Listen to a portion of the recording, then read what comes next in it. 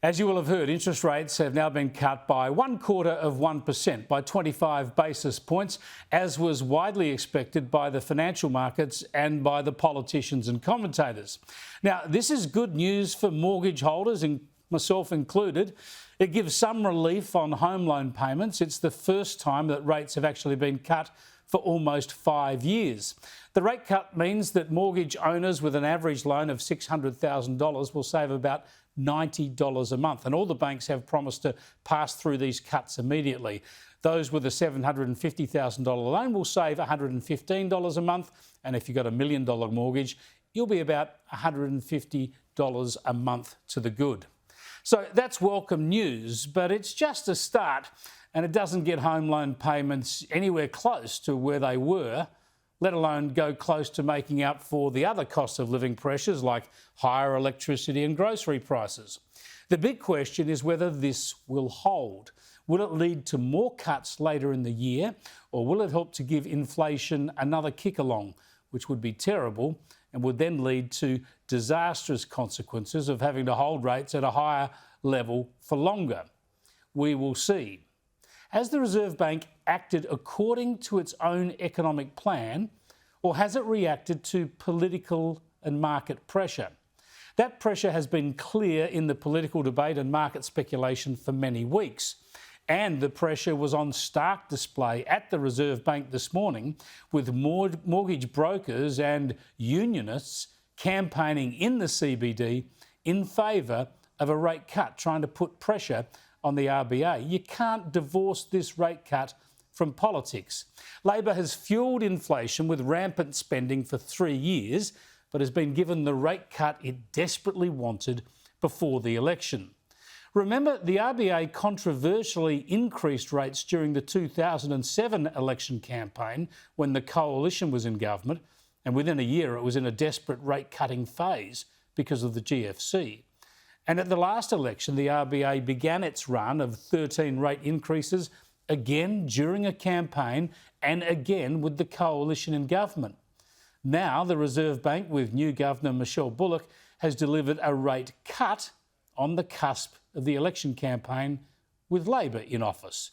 Bullock has done this even though there has been precious little new data since she said this in December. Underlying inflation currently remains too high, and for some time now we've pointed out there are risks on both sides. Because persistent inflation is so bad for the economy. Well, now Bullock and the RBA have cut rates. They've based their decision on forecasts that underlying inflation will fall to the target range in the first half of this year.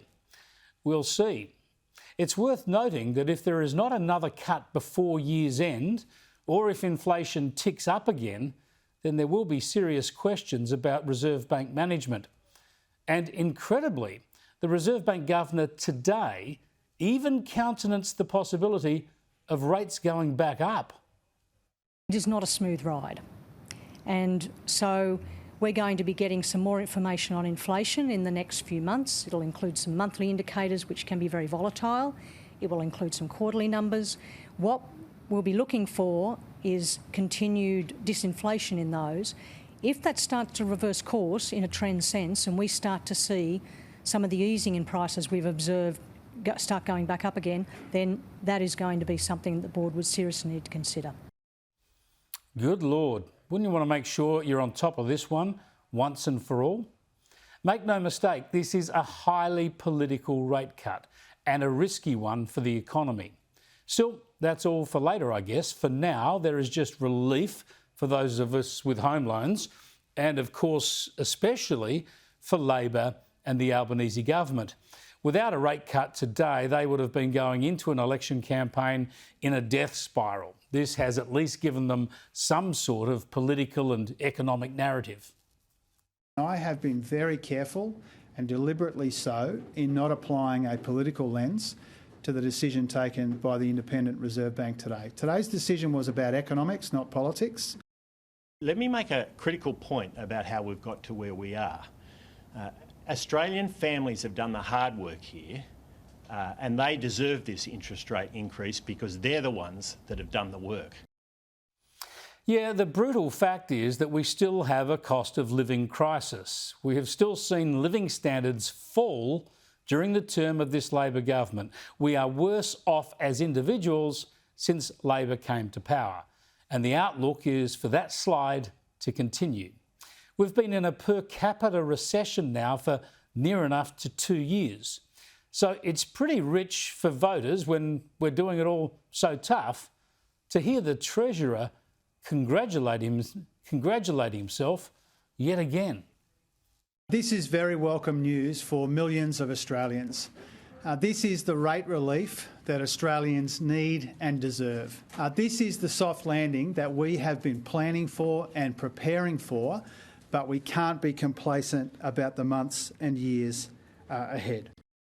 Yeah, what about the subsidies paid to keep skyrocketing electricity bills lower? You know, the bills that they promised would come down by $275 a year but have gone up by more than double that. What about the billions of dollars of taxpayers' money pumped into those subsidies? What happens to inflation when they come off?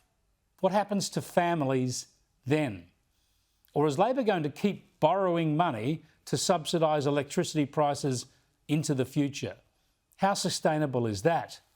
What about immigration? Can it continue at record levels without adding to housing and cost of living pressures? The economic debate will be crucial in the election campaign. Cost of living will be front and centre. At the last election, Labor promised everything would get better. Power prices would go down, mortgages down, cost of living down. And they've all gotten worse. The costs have all spiked upwards. So now Labor is going into another election campaign and they're again saying everything will be better. Will this one small interest rate cut convince voters to believe them again? I guess if it does, we'll deserve what we get.